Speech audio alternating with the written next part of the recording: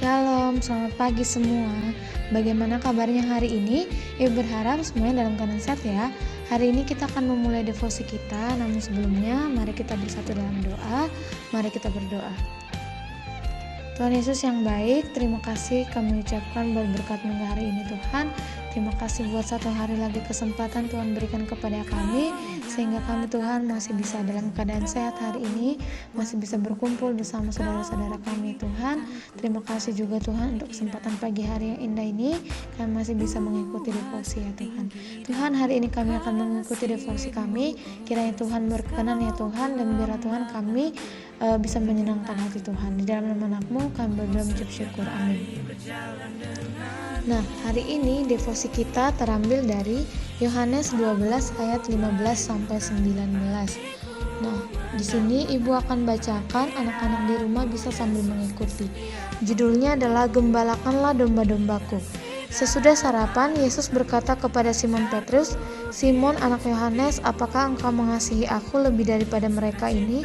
Jawab Petrus kepadanya, "Benar Tuhan, engkau tahu bahwa aku mengasihi engkau." Kata Yesus kepadanya, "Gembalakanlah domba-dombaku." Kata Yesus pula kepadanya untuk kedua kalinya, "Simon anak Yohanes, apakah engkau mengasihi aku?" Jawab Petrus kepadanya, "Benar Tuhan, engkau tahu bahwa aku mengasihi engkau." Kata Yesus kepadanya, "Gembalakanlah domba-dombaku." Kata Yesus kepadanya untuk ketiga kalinya, "Simon anak Yohanes, apakah engkau mengasihi aku?" Maka sedih hati Petrus karena Yesus berkata untuk ketiga kalinya, "Apakah engkau mengasihi aku?" Dan ia berkata kepadanya, "Tuhan, engkau tahu segala sesuatu, engkau tahu bahwa aku mengasihi engkau." Kata Yesus kepadanya, "Gembalakanlah domba-dombaku. Aku berkata kepadamu, sesungguhnya ketika engkau masih muda, engkau mengikat pinggangmu sendiri, dan engkau berjalan kemana saja kau kehendaki. Tetapi jika engkau sudah menjadi tua, engkau akan mengulurkan tanganmu, dan orang lain akan mengikat engkau, dan membawa engkau ke tempat yang tidak kau kehendaki." Dan hal ini dikatakannya untuk menyatakan bagaimana Petrus akan mati dan memuliakan Allah. Sesudah mengatakan demikian, ia berkata kepada Petrus, "Ikutlah aku." Nah, hari ini, amin buat firman Tuhan. Nah, hari ini Ibu akan mengambil sebuah tema untuk devosi hari ini, judulnya adalah prestasi terbesar. Nah, coba dilihat gambar wanita yang cantik ini. Ada yang pernah melihat gambar wanita ini? Nah, dia adalah seorang petenis ya. Dia adalah seorang juara tenis di usianya yang masih muda. Namanya itu adalah Martina Hingis. Nah, pada saat dia muda, ia sudah menjuarai berbagai jenis turnamen dan menjadi petenis peringkat 1 di dunia. Namun, pada sebuah pertandingan, ia mengalami cedera serius yang memaksanya berhenti dari tenis untuk waktu yang lama. Peringkatnya pun terus melorot dan ia sampai terpuruk dan berencana ingin pensiun. Namun orang-orang di sekelilingnya terus mendukung dia sampai usahanya membuahkan hasil.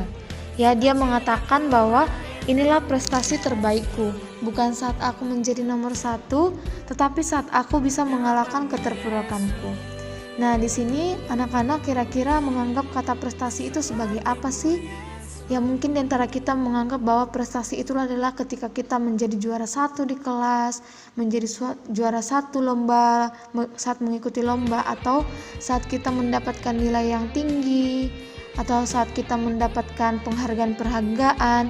Ya, mungkin itu adalah sesuatu yang kita anggap sebagai prestasi, adalah suatu pencapaian kita yang sudah kita hasilkan dari setiap usaha kita.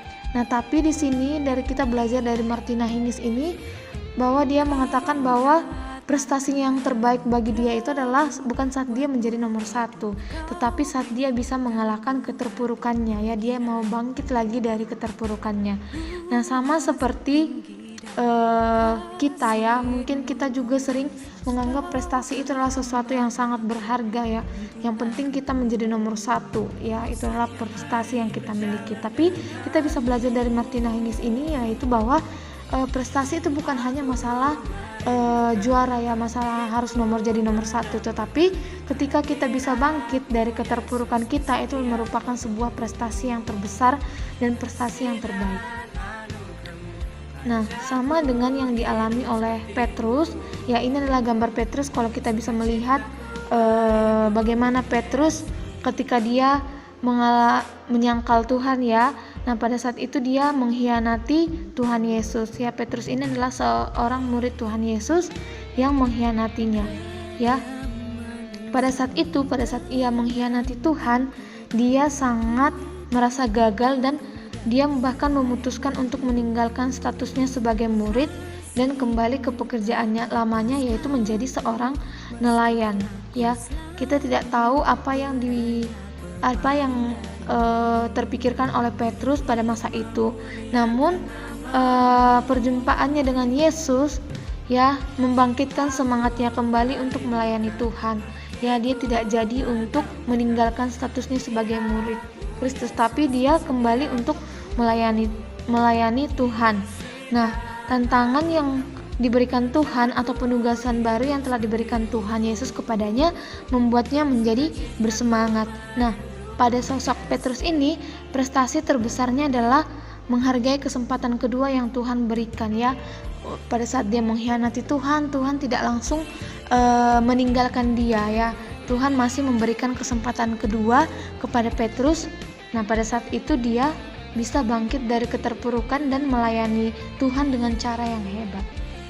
Nah, dari sosok Martina Hingis dan Petrus tadi kita bisa belajar bahwa keterpurukan yang kita hadapi atau kegagalan yang kita hadapi bukanlah akhir perjalanan hidup kita. Ya, mungkin sebentar lagi kita akan menerima raport ya. Kita akan melihat hasil nilai yang sudah kita peroleh selama 1 semester ini.